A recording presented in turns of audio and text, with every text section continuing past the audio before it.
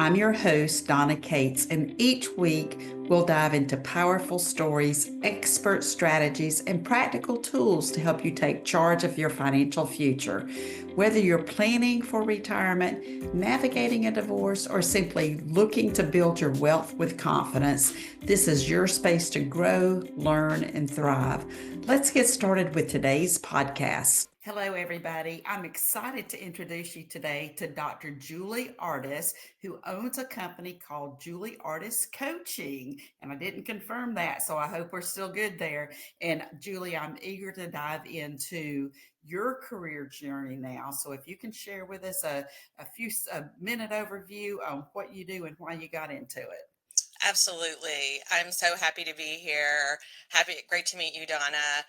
I am actually a professor at a university. My background's in sociology, and I've been teaching and been an administrator at my university for 25 years now. A lot of my research is on women and careers and childcare and elder care and saving for retirement and all of that good stuff. I'm a published expert in that. And I've also done a lot of coaching and mentoring of both students and faculty along the way. So I have done that in a formal capacity for another organization for 12 years. And then, of course, part of my job description is doing that for people at my own institution.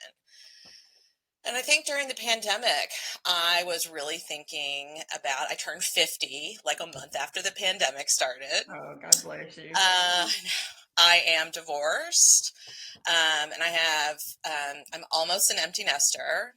And, that was all on the I had been divorced, but like this kind of really rethinking, like we all did during the pandemic, about what really matters and what kind of work we want to be engaging in and doing and what kind of impact we want to have on the world.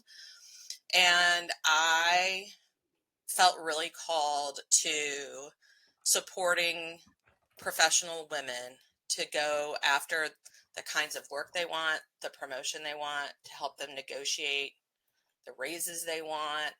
And basically, I support women, who are in their maybe 30s and 40s, Okay. and have kind of hit that spot where what got them promoted before isn't getting them promoted now, or job changers. So I'm a career and leadership coach. I only work with women, and I adore it. It's my passion, and I love every client I've worked with. So That is so inspiring. And I've got so many thoughts running through my head because number one, I can totally resonate with the COVID thing. I felt like a lot of people were like, okay, this is downtime. And now I've got a chance to breathe. I was over here working my honey off because the market was going crazy. But that's what happens when you're a financial advisor dealing with people's money. But it did give people a big pause and an opportunity to do a lot of inner soul searching. And I think too, the fact, I mean, you talk about two life transitions, number one, turning 50, and then mhm, number two, being divorced. mhm. Okay. And then you've got the almost being an empty nester, a lot of transitions going on there. But I'm really curious to know, now that you're in this coaching role, still doing your professorship stuff, but doing the coaching role, what is it that you see as the biggest problem in the industry right now, and what are you doing in your niche to solve that? So, I mean, I think the issue really is that a lot of what we know and think about as leadership and good leadership was a lot of the books and publications till recently were written by men. Mhm.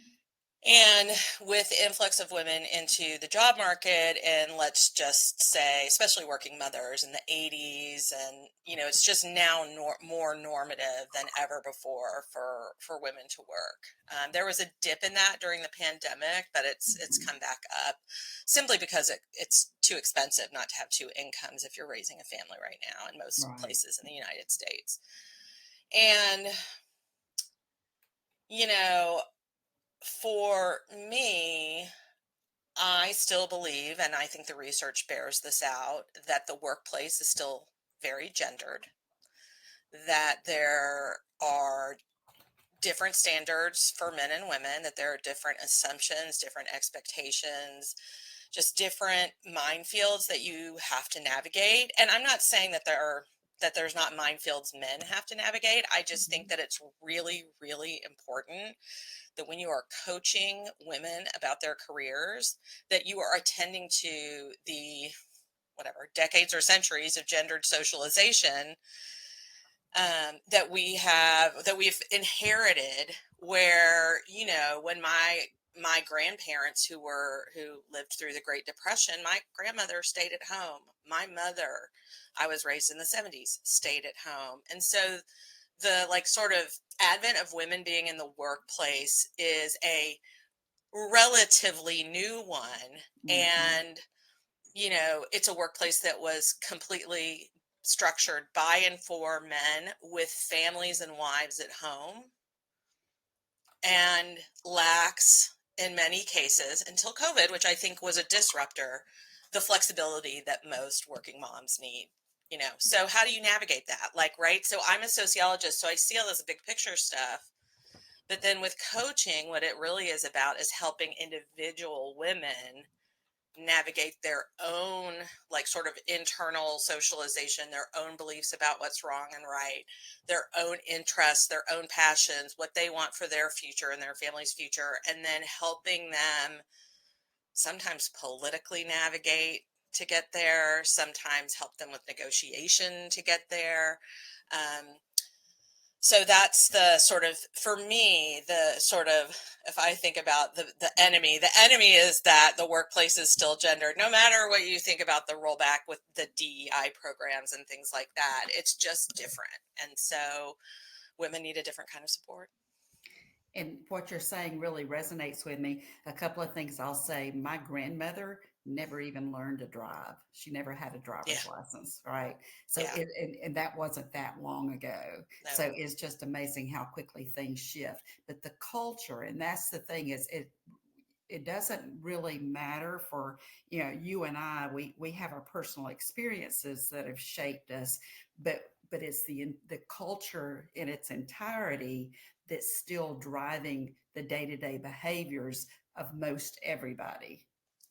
Yes. Yes. So as a sociologist, right, that's like a key tenet of the field, which is that one of it's sort of like how traditions get passed down. It's the same way Mhm. with belief systems, right? And so I was actually raised, even though I was raised in the 70s, it was kind of like the 50s. I was raised to believe that I should stay at, like, I could get an education, but like eventually I would end up staying at home and getting married and taking care of the kids. Now the world changed, right? Mhm. Between when my parents raised me and when I got out in the workforce, and that never really resonated with me anyway. Mhm. So I Mhm. was always knew that I would work. Um, but yeah, it is amazing how in just the span of 3 decades, the configuration of work and the economy and the culture has shifted to kind of be permissive for women to be in the workforce, but at the same time, there's still um, some unconscious bias against them, some Mhm. barriers, some actual real barriers. Mhm. Um, I mean, even myself, when I remember, after I had kids, like I got my degree and published on all this stuff before I actually had kids, which is hilarious because then when you have kids, you really realize what the issues are. And I Mhm. remember thinking, like, because we were trying to pick schools, like for kindergarten. And I live in Chicago, so there's like all these options, and it's kind of a nightmare. But so we were trying to figure out all the options and go on all these tours, but really what it came down to was like there were only like a handful of schools that had aftercare. Not Mm. every school had aftercare, and they were all letting out at 3 or 3:15. And as a professor, I have a ton of flexibility to be able to arrange my like schedule, like and teach in the mornings if I need to, and this and that. And I'm like, what do people do? What do they do? And then the whole summer thing is a whole nother one, right? Where like, do people just not work in the summer? Like how, like, no, it's about all these camps and piecing together care and having family in the area, which we Mhm. didn't. So it's something else to live through it compared to just like actually think about it. Yeah. Yeah. Well, and I'm curious to know this. You're putting yourself out as a coach, and I know that coaching is fairly new, not in concept, but in the profession. Mhm. So how are you distinguishing yourself, or how do you see yourself unique from other coaches? And what are there any issues that you see in the industry around coaching and the quality of coaching and such? Oh, sure. I mean, I feel like, you know, especially with the rise of the online internet economy, um, let's say in the early 2010s, especially, not Amazon, but like people starting businesses and making money Hmm. online. Hmm. It spawned this whole like sort of wild, wild west of like people sort of starting to explore business coaching and this kind of coaching and that kind of coaching. My perspective is that career coaching has been around for a lot longer than Right. that, and executive coaching has been around a lot longer than that. Before the rise of the internet business coach or the, I don't know, the different kinds of coaches, personal life coaches that you can hire now. Mhm. I feel like career coaching was more of a localized thing in the past. So I think it has a little bit of a different history and so on and so forth in terms, but because it's still coach, like I guess I could call myself a consultant, Yeah. but I don't know. Yeah. Like, Mhm. it's a word. So, but it does get coaches, like if you're a career coach or a leadership coach or an executive coach, sometimes you do get lumped in with this proliferation of coaches in the entire coaching industry, no matter what their specialization is.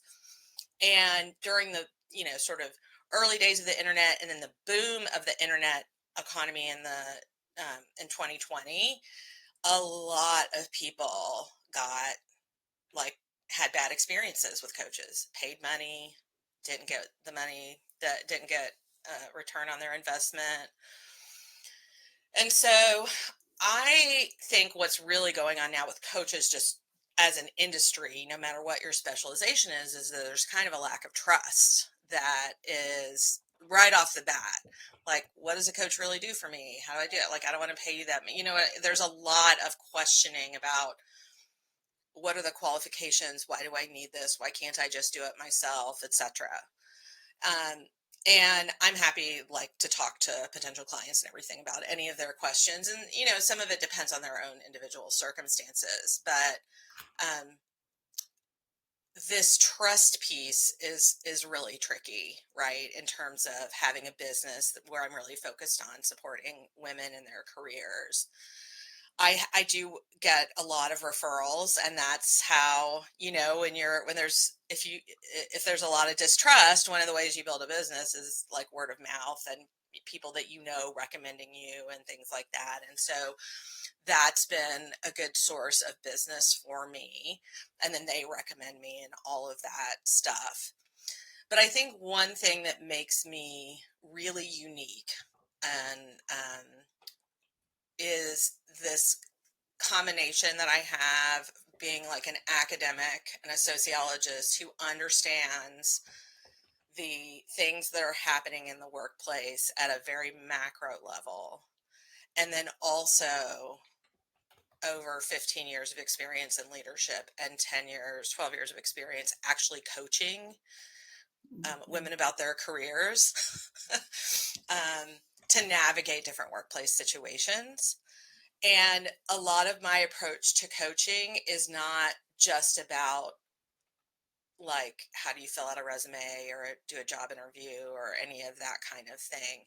It is a lot of it is targeted a lot towards women who might be categorized as introverts, um, or might be categorized as, what's that called?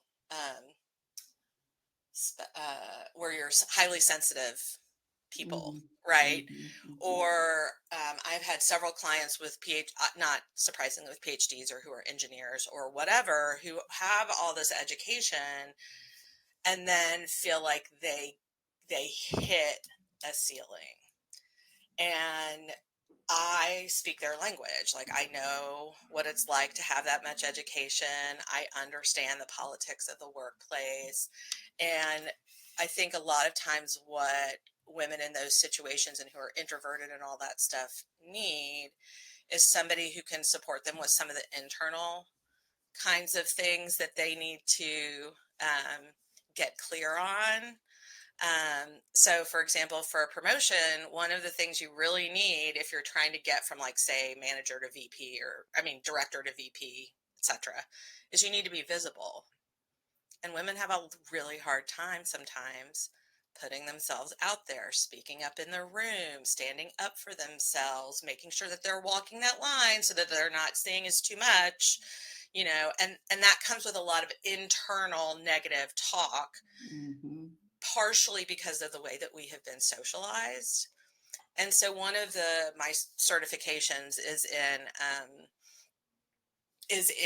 are in different body-based or somatic modalities to help calm your nervous system down before you go into public speaking or high stakes meetings, so that you can build up your confidence, and like guided visualizations to like sort of help you prepare so that when you go in, you have like this amazing shot. So I think for me, I'm like a little bit out of the mainstream of like, here's the tactical things that you need to do to progress your career. But it is sort of diving deep into some of the more like, um, I would say, emotional mindset type things that you really Mhm. need to work through in order to get to the next level. Well, you did an exceptionally good job at it's describing what distinguishes you, because I think, in my world, and it's more not as a financial advisor, but the fact that I do cater specifically to women in transition, Yeah. divorcing women, that I'm exposed to a lot of the life transformation type coaching, and Well, and that brings up so much. right, absolutely. Just, yeah, just say the word divorce and everything goes cuckoo. But yeah. So what you're doing is very unique, and especially with the leadership skills, the leadership coaching, totally different than just somebody helping you figure out what you want to do with your life. So I mean, it's Mhm. it's it's a lot. It's very Yeah, and it's complex. also different. I appreciate that, and because I've been noodling on it quite a bit, um, and it's also distinctive from executive coaching, which I perceive to be more like C-suite type, macro Mhm. level strategic kind of coaching. I'm sure some of it's not. I'm sure some of it does some of this, but Mhm. I'm really interested in, like, before you get to that level, how do you break out of the like, I'm a good student, I'm good at my job, I'm working really hard, but it's not paying off kind of thing. Like, that's Mhm. where I really find my sweet spot is. Right. Yeah, that's right. And it's kind of like breaking through that first barrier so that you Hmm. can get up here into the C suite. That's right. That's Yeah, exactly right. That's that's exactly right. awesome. Awesome. Well, keep up that great work for sure. I want to change focus here just a Sure. little bit and ask you, what has been the biggest challenge that you face thus far in your life? And that could be either personally or professionally, and how that shapes how you're doing business today. Hmm. I mean, I think my divorce was probably the hardest thing I went through, for Mhm. sure. And it was one of the reasons why I wanted to talk to you, because I Mhm. believe so much in the kind of support and work that you do. Mhm. Um, and it's still, I was separated in 2017 and divorced in 2018.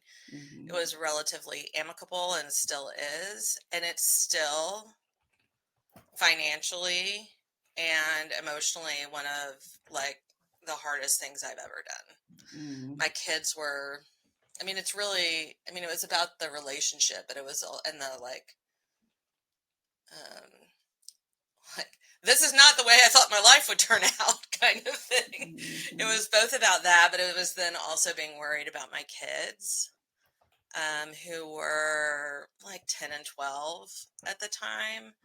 And, you know, we didn't have a lot of conflict. It wasn't that kind of divorce or split. It just wasn't. And I think that's also why we're able to be friends now and get Yeah. along just fine. But it's, that was, I will never forget having to tell them and having to navigate that. And even recently having to talk to them as they sort of get into adulthood. I have a senior in high school and a sophomore in college. And like, my son doesn't want to talk about it. He doesn't talk about it that much. But my daughter is kind of a verbal processor, and she'll sort of sometimes be like, well, back, like she'll reference it, and sort of as she becomes more of an adult and more aware about human relationships and everything, she ends up recasting it and reprocessing it. So that's ongoing. I'm still in the marital household that we bought together, but I'm, again, hello, transition. I'm planning on selling it next year after she goes away to college. That's a Mhm. big thing on the horizon for me. Um, and, just navigating post divorce everything, and then the pandemic, and then my dad died. I mean, it's been a lot. I don't know. That's why I paused when you said, what's the worst thing you've been through? But I think the thing that's most like affected my day to day, changed Mhm. my habits, the way I approach the world, it's definitely the divorce. Got it. Got it. Well, and I'm happy to talk with you offline about, some of the work that we're doing in that area. But I'm totally empathetic to your situation. And I want to say kudos to your daughter in being able to vocalize and process that, because that's how we learn. And your son's probably doing it inside his head, but just Mm, not sharing, right? right, of Yeah. course. Okay.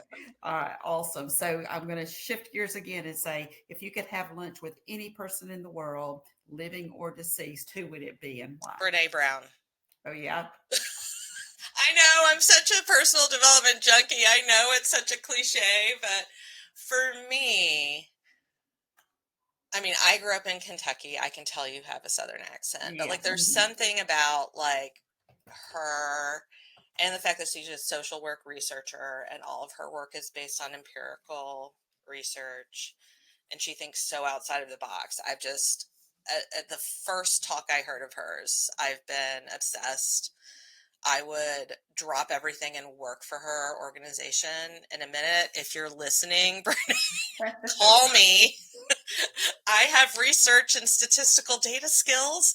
Um, but yeah, I mean, I just think I've been so deeply affected by seeing so many, like especially a couple of her books in particular, that I just would love to have lunch with her, dinner with Yeah. her, and talk.